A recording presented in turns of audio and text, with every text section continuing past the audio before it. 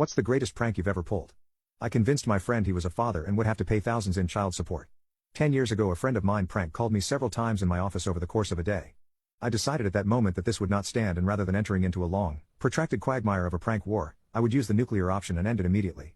My friend Mike was a well-known local bartender, and he was very much enjoying single life at the time, a fact which I knew I could take advantage of.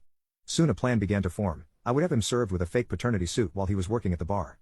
So, I compiled a ton of free online legal documents, not just for the paternity suit but also income disclosure forms, statements of parental rights, and suggested visitation schedules pending demonstrable proof of sobriety.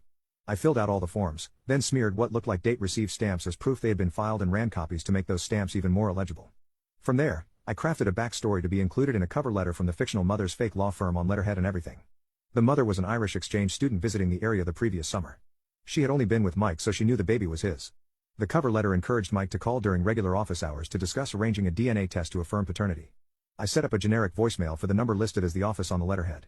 By the end, the paperwork was somewhere between 20 to 25 pages. I enlisted another friend not known by Mike to serve the documents and instructed him to do so around 10 at night on a Saturday evening. I told him to keep the interaction very simple.